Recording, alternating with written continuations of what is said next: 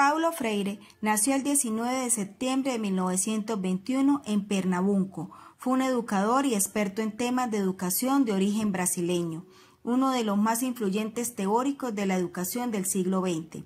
Paulo Freire fue un pensador comprometido con la vida. No pensaba en ideas abstractas, sino que pensaba partiendo de la existencia concreta.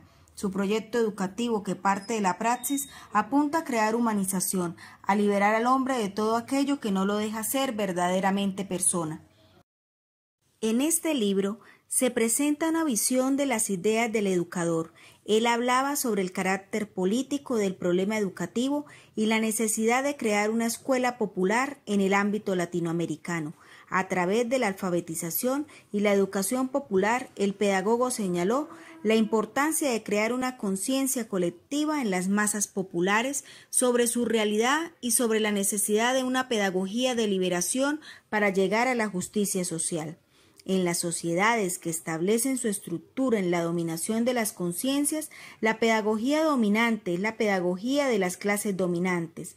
En esas sociedades, la educación como práctica de la libertad postura necesariamente una educación del oprimido, no pedagogía para él, sino de él. Paulo Freire es muy claro en plantear que la situación de deshumanización que vive el hombre actual no es la verdadera vocación a la que está llamado. Su vocación es la de la humanización, y ésta debe ser conquistada a través de una praxis que lo libere de su condición actual.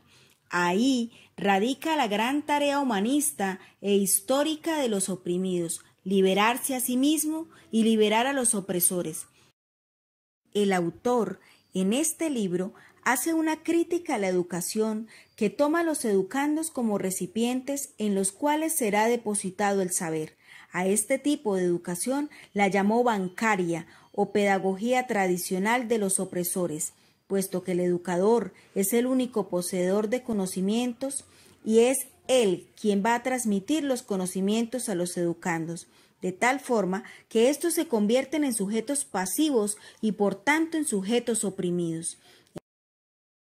La educación problematizadora es la educación que toma en serio al hombre y le reconoce el real proceso educativo de él como un diálogo continuo y respetuoso, donde no hay maestros y estudiantes, sino que solamente existen maestros estudiantes y estudiantes maestros, es decir, donde el proceso educativo es una relación dialéctica constante.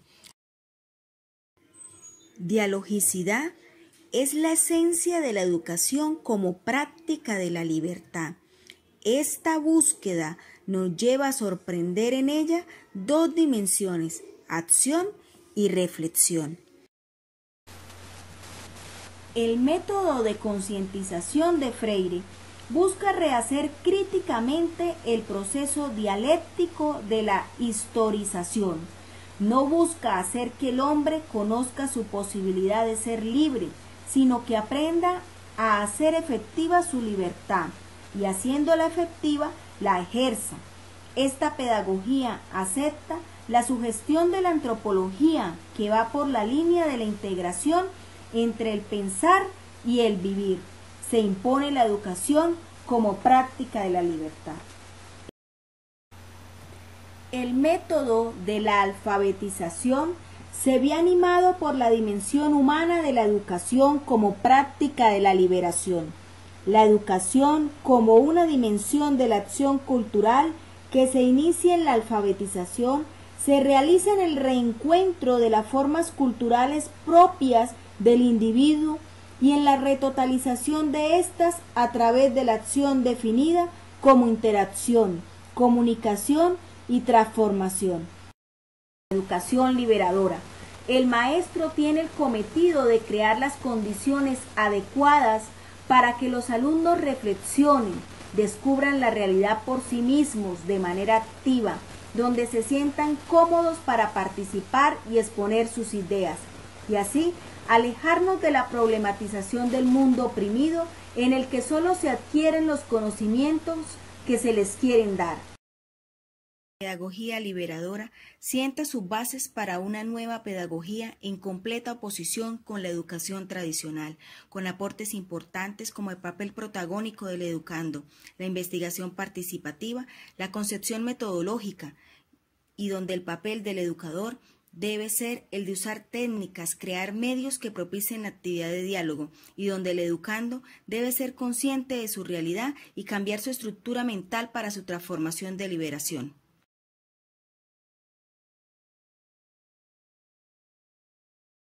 Teorías educativas según Douglas.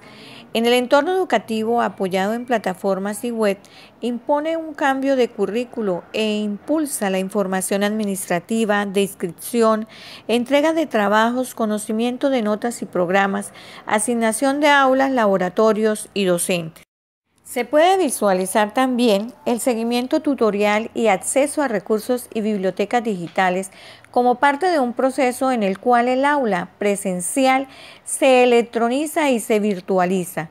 La irrupción de las pedagogías informáticas es la expresión de la virtualización y digitalización con una nueva epistemología del conocimiento, según Ugas 2005, que facilita una articulación con enfoques curriculares del tipo de saber hacer.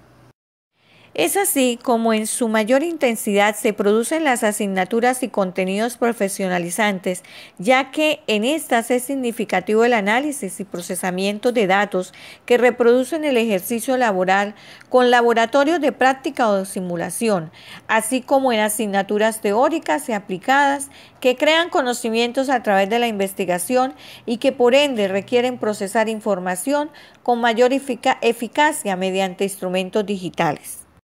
Es así como UGA define las diversas posibilidades de las tecnologías de la información y la comunicación TIC y su uso en el ámbito educativo. La incorporación de las tecnologías en la educación es un llamado que hace la sociedad y surge de la necesidad cada vez mayor del uso de la información. Se establecen así algunas características resaltantes de las TIC que permiten seleccionarlas como medio de instrucción y hasta en ocasiones como un ambiente ideal para el desarrollo del acto educativo, dependiendo del tipo y tecnología que se utilice. Finalmente, Ugas hace referencia a las ventajas y limitaciones que ellas presentan, donde el fin último de cualquier medio, estrategia o ambiente debe responder a la formación de los individuos por competencias necesarias para la vida, para el trabajo, para el mundo, basado en habilidades comunicativas, incrementando la participación activa, crítica y reflexiva del sujeto.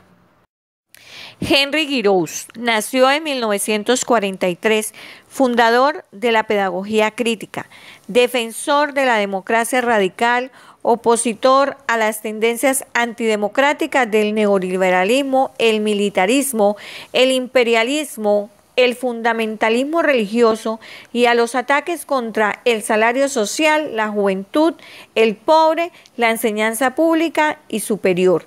En la década de los 80 sus trabajos estuvieron enfocados en la educación. En la actualidad está más volcado a lo cultural en sentido más amplio y a los medios de comunicación. Teoría y resistencia en educación hacia una pedagogía crítica desde los planteamientos de Henry Giroux. Una visión crítica de la educación requiere por parte de cualquiera que esté interesado en el tema un compromiso desde su ser, saber y hacer, propendiendo por la posibilidad de construir una autocrítica constante y una coherencia entre el discurso y las acciones, un compromiso del ser y el sentir. Esto es lo que plantea Henry Giroux en la propuesta de pedagogía crítica de su libro y Teoría y Resistencia en la Educación, 1992. El concepto de la teoría crítica se refiere a la naturaleza de la crítica autoconsciente y la necesidad de desarrollar un discurso de transformación y emancipación social. Para Henry Giroux, pensar en una pedagogía de la posibilidad, es decir, un tratamiento superficial del concepto, por no comprender su naturaleza dialéctica, una visión homogénea y estática a las descripciones de clases trabajadoras y sus prácticas áulicas, En él visualiza y resalta una falta de visión de la contradicción tanto en maestros como en alumnos. Es de resaltar en sus afirmaciones la falta de una mirada que articule la clase social trabajadora con sus contextos económicos, políticos e ideológicos. Necesidad de reconocer las contradicciones dentro de la misma clase, es decir, una génesis histórica. Giroux se refiere también a la escasa preocupación por entender cómo afecta la dominación a la subjetividad, cómo la falta de libertad se preocupa a sí mismo en la psiquis humana, la teoría de necesidades radicales y una psicología profunda. La teoría de la resistencia es un discurso que rechaza las explicaciones tradicionales del fracaso de las escuelas y las conductas de la oposición. Giroux afirma, entre otros, el concepto político, la noción dialéctica de la intervención humana. Los oprimidos no son sujetos pasivos frente a la dominación, es decir, la necesidad de comprender la complejidad en la que la persona interactúa entre su vida cotidiana y las estructuras de dominación y opresión. Por otro lado, el poder creativo ejercido como modo de dominación y como acto de resistencia. En este orden de ideas, la resistencia, entonces, es la función reveladora que critique la dominación, ofrezca oportunidades de autorreflexión y lucha por la emancipación personal y social. Existe una diferencia entre la oposición y la resistencia. La oposición supone la pasividad del oprimido, unilateralidad, actos individuales de rebeldía, mientras la resistencia supone actos de un grupo o sector incluidos en una lectura social y política más general. Elementos para concretar una práctica de resistencia, donde prevalece una esfera pública, el lugar, el espacio democrático, donde las ansias y los deseos de los estudiantes por transmitir sean oídos, las relaciones educativas más horizontales y aprender prácticas de discusión y participación entre ellos y para una sociedad. El papel del docente, un intelectual transformativo. Se requiere de docentes comprometidos con la crítica y el cuestionamiento para la emancipación y liberación, cumpliendo una función social y política, ayudando a construir una memoria liberadora. Para Giroux es importante descubrir la dignidad, la solidaridad en los procesos de resistencia, reconocer casos de sufrimiento público y privado en la historia y en el presente que constituyan opresión, develar y analizar las formas de conocimiento histórico y popular que fueron suprimidos, tomar conciencia de las condiciones históricas para que los procesos ocurran, reconocer el poder como fuerza positiva que ha logrado transformación con distintas luchas y centrar la atención de los que sufren en una sociedad. Para concluir sobre la teoría y resistencia en educación hacia una pedagogía crítica desde los planteamientos de Henri Giroux, se debe comprender la necesidad de que todos contribuyamos a transformar condiciones sociales actuales para que se eliminen los sufrimientos del presente en una sociedad realmente democrática. La reproducción de Pierre Bourdieu y Jean-Claude Passeron. El libro fue publicado en 1970 como una teoría de los sistemas de enseñanza. Desde luego, el libro va a hablar de un tipo de educación que es la educación sistemática a través de los sistemas educativos formales o legales de cada país. Bourdieu y Passeron afirman que implican una imposición de un doble arbitrario, el arbitrario cultural por una parte y el método para inculcar arbitrariamente dicho arbitrario cultural. Pero, ¿qué es el arbitrario cultural? Para Bourdieu, el arbitrario cultural implica una selección o recorte de una parte de la cultura para ser enseñada y transmitida en la educación formal. Desde luego, no podría enseñarse toda la cultura porque es inabarcable en cantidad y en tiempo. Sin embargo, la parte que se selecciona tampoco es lo necesario. ni tampoco lo más obvio o evidente o lo más universal de la cultura. Para Bourdieu, la parte seleccionada, la parte que se transmite de la cultura, es la alta cultura o la cultura de la clase dominante, de la clase alta, es decir, la cultura socialmente aceptada, legitimada y tomada como válida, como por ejemplo la cultura de las ciencias, la cultura letrada, la cultura de las disciplinas, la cultura del arte. Por lo tanto, esto genera que los jóvenes o niños que provienen de las clases altas les resulte fácilmente accesible porque es su ambiente cultural, su ambiente normal o habitual. Esto facilita la reproducción social, es decir, que ellos adquieran cultura y logren las actitudes o los fines académicos de la escuela. Por ejemplo, la ventaja que tiene un niño al que se le lee antes de dormir no es lo mismo que la que tiene un niño que no se le lee nada. En cambio, a la cultura de los jóvenes de las clases bajas no se les reconoce como propia, sino que por el contrario, se le niega su transmisión formal en la escuela y se le trata de cultura inferior. Cuando no se le trata de ninguna forma de cultura, es lo que se llama el proceso de deculturación. En todos los países de Latinoamérica es normal o sucede que la cultura alta es una cultura urbana, enciclopédica, ilustrada y obviamente deja de lado todo lo que tiene que ver con lo rural, por ejemplo, el pastoreo, la cocina, la economía hogareña e incluso las lenguas maternas, las nativas de los niños que van a la escuela, que muchas veces son lenguas aborígenes o mixtas pertenecientes a su propia cultura. Entonces, todos los niños sufren un proceso de deculturación, lo que garantiza desde luego el fracaso escolar. Frente a esta imposición de un arbitrario cultural y tener que aprender una cultura completamente nueva que no le es propia, lógicamente va a tener desventajas frente al que sí tiene una cultura alta o de clase alta, y esto va a generar un sentimiento de inutilidad, de inactitud, de inferioridad intelectual y lo que podría denominarse en pedagogía una profecía autocumplida de fracaso. Continuando con la exposición respecto a lo de sociopolítica en educación, voy a hablar respecto a los 7 saberes de Morin, quien fue encargado por la UNESCO para que realizara un estudio para la educación del futuro. Los 7 saberes necesarios para la educación del futuro.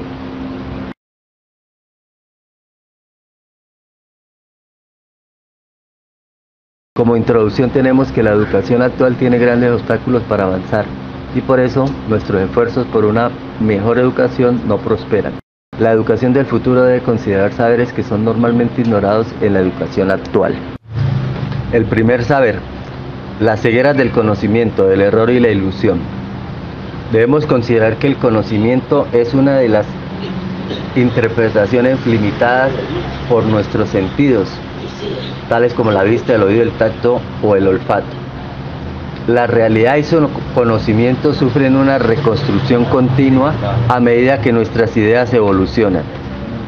Hay veces que las ideas pueden convertirse en dioses de una religión y nos cerramos a su interpretación a la luz de nuevas ideas. Y así como no hay seres humanos falsos o verdaderos, tampoco hay ideas verdaderas o falsas. Como conclusión de este primer principio es que debemos abrirnos a nuevas ideas en conjunto y no aferrarnos a creer ciegamente en las ideas aceptadas o antiguas. El segundo saber, los principios del conocimiento pertinente. Fragmentamos nuestro conocimiento en áreas específicas, pero no tenemos la visión del todo. Es necesario tener en cuenta el contexto de los conocimientos para que tengan sentido. El ser humano es complejo y multidimensional, porque es a la vez biológico, psíquico, social, afectivo y racional. Y el conocimiento, para que sea pertinente, debe reconocerlo. Es necesario enfrentar la complejidad, es decir, cuando son inseparables los componentes interdependientes de un todo. El aprendizaje por disciplinas impide ver lo global y lo esencial y diluye la responsabilidad individual en la resolución de problemas.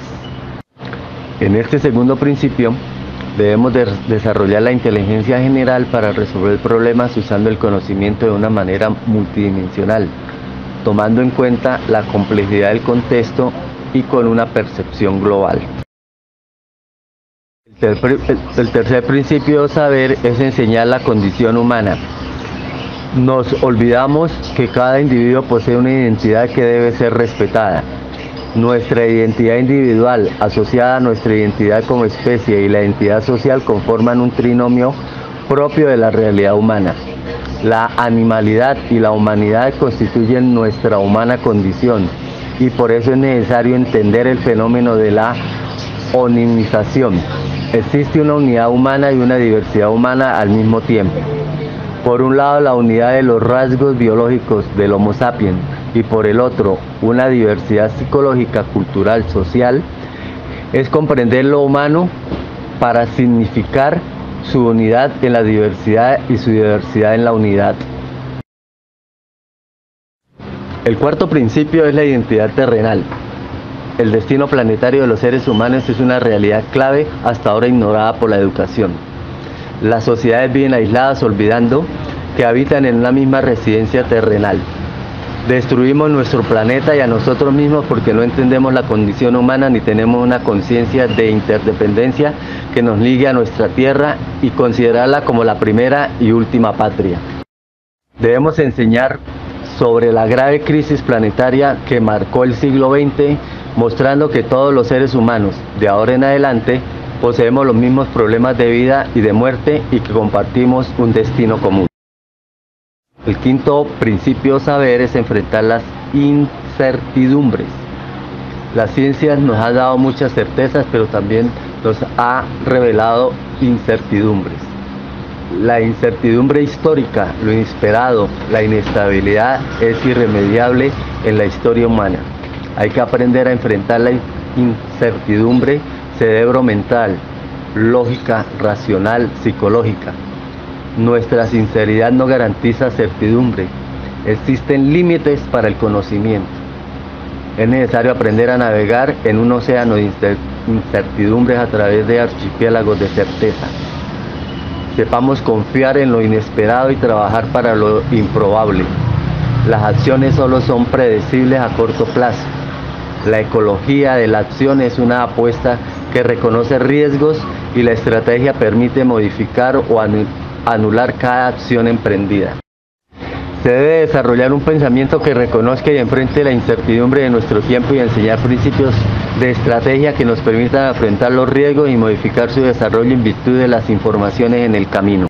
El sexto principio es enseñar la comprensión.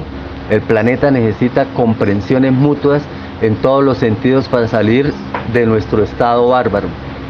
El estudio de la incomprensión desde sus raíces es una apuesta para la educación por la paz. Nos creemos el centro del mundo y todo lo extraño o ajeno es secundario, insignificante o amenazante. La ética de la comprensión es el arte de vivir que nos hace comprender de manera desinteresada, no espera reciprocidad. Aquí podemos concluir que la educación del futuro debe enfocar sus baterías a un cambio de pensamiento encauzado a enseñar, a comprender, a tolerar. Séptimo principio es la ética del género humano. La democracia y la política deben estar encaminadas a la solidaridad y a la igualdad. La ética no se enseña con lecciones de moral, es la conciencia de que el humano es individuo y al mismo tiempo es parte de una sociedad y una especie, una triple realidad. La especialización del conocimiento mutila la posibilidad de una mirada global y pertinente y produce regresión democrática. Solo los expertos deciden la aplicación del conocimiento. La humanidad es un concepto ético, es lo que debe ser realizado por todos y cada uno. Conclusión de este principio es la educación debe contribuir a una toma de conciencia de nuestro planeta Tierra, patria, y también a que nuestra conciencia se traduzca en la voluntad de realizar la ciudadanía terrenal. Política cultural y educación del autor Michael Apple. Michael Apple es un destacado teórico de la crítica educativa. Nació el 20 de agosto de 1942. Ejerció como maestro en escuelas locales, donde surgió su inquietud por la pedagogía y el potencial del cambio social de la educación. El trabajo de Michael Apple se ha centrado en el análisis de los procesos educativos a partir del currículo escolar. El modelo educativo que propone Apple es posmodernista, basado en el constructivismo radical, el criticismo y el peritaje. Se centra en el salón de clases como ambiente o escenario que se ha de construir o diseñar a partir del entorno social como contenido, las voces de los estudiantes para diagnosticar y evaluar modelos de criticismo y peritaje. Los estudiantes diagnostican y evalúan modelos de criticismo. El profesor se convierte en un facilitador social, comprende las estrategias de aprendizaje, organiza temas que generan espacios de socialización. La teoría educacional está basada en el humanismo y su visión posmodernista está enriquecida con el pragmatismo, el constructivismo, el reconceptualismo y el reconstructivismo. Las escuelas se convierten en distribuidoras del capital cultural. Ellas juegan un rol principal en la transmisión de varias formas del conocimiento, lo cual les atribuye el poder y el control sobre otros. Lo que pretende Apple es formarnos una conciencia crítica sobre lo que nos rodea, esto con el fin que la población piense más, la ayuda comunitaria y un racionamiento simple para que la educación sea más estructurada. El modelo curricular de Apple es humanista, rechazando los modelos que enfatizan en las asignaturas clásicas y en el aprendizaje conductista. El modelo humanista que defiende se deriva del movimiento del potencial humano en psicología. El currículo humanista se enfoca en los resultados afectivos más que en los cognitivos. Estructuras e instituciones de nuestra sociedad, incluyendo las escuelas, traen consigo significados y condiciones que moldean nuestras vidas y que toman control sobre nosotros. Apple también apunta que tal como hay una distribución desigual del capital económico en la sociedad, así también hay un sistema similar de distribución de capital cultural.